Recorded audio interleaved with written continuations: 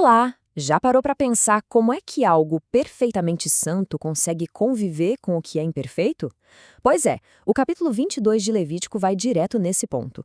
Ele mostra pra gente que o acesso ao que é sagrado exige reverência, pureza e, olha, acima de tudo, muita responsabilidade. Não é só uma questão de chegar perto de Deus, mas de entender o valor e o privilégio de fazer isso com integridade.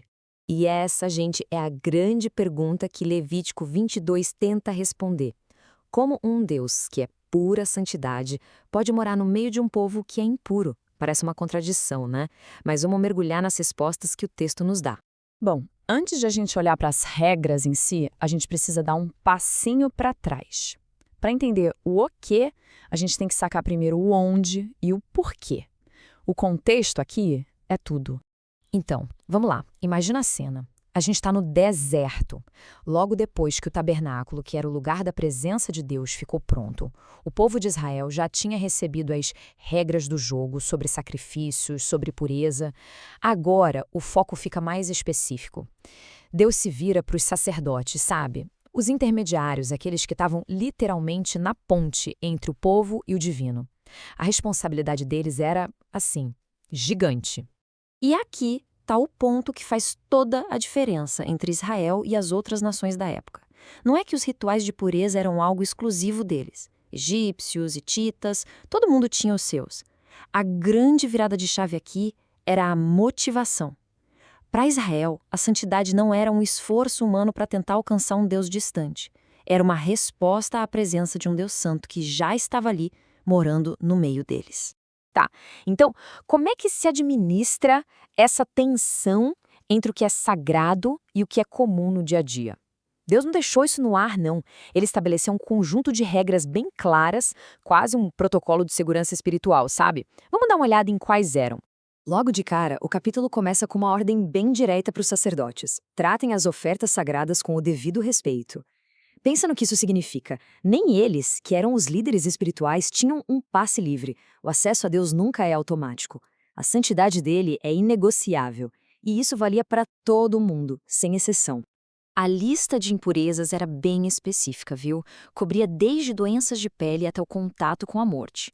Se um sacerdote tivesse em alguma dessas condições, ele tinha que se afastar por um tempo das ofertas sagradas. A mensagem é muito clara e forte. Se aproximar de um Deus santo sem a preparação correta não é só desrespeito, é perigoso. É tipo brincar com fogo. As regras também diziam quem podia comer as porções santas dos sacrifícios e os limites eram super claros. A família do sacerdote e até os escravos da casa dele podiam comer.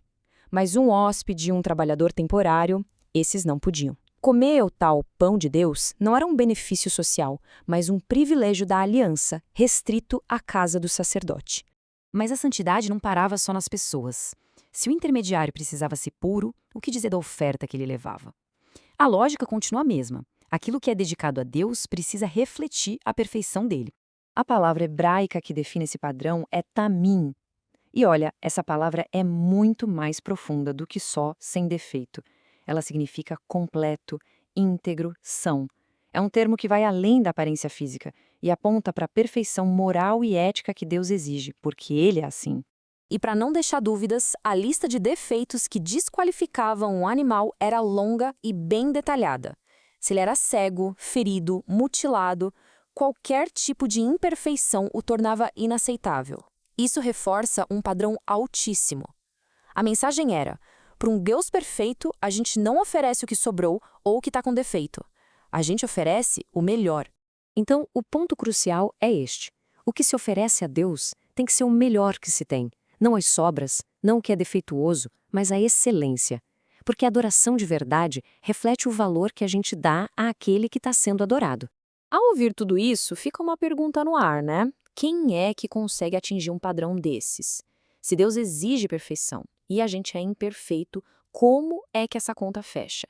Exatamente aqui que a história dá uma virada incrível e o Novo Testamento aponta para a solução. E aqui a gente vê a conexão de uma forma impressionante.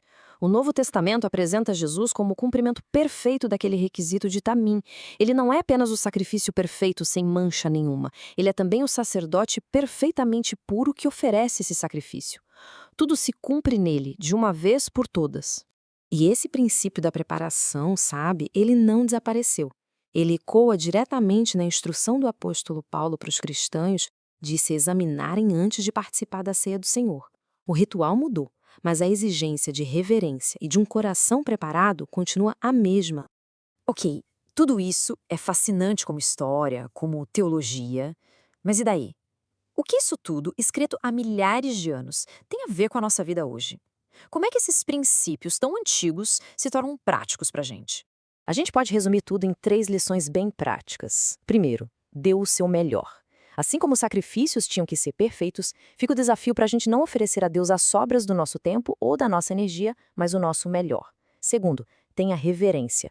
As regras de pureza nos ensinam a não tratar nosso relacionamento com Deus de forma casual, mas como um privilégio valiosíssimo. E terceiro, que é o ponto mais importante de todos, lembre-se da fonte. Nunca se esqueça de quem realmente faz o trabalho de santificação. E a gente termina com essa frase que é repetida várias vezes ao longo do capítulo. A santidade não é algo que a gente produz por conta própria, não é uma conquista humana. É Deus quem nos santifica. É Ele quem nos separa para si. A nossa parte é obedecer e viver de um jeito que honre o nome dele. A questão final, então, não é como a gente pode se tornar santo, mas sim como a gente responde àquele que nos torna santos.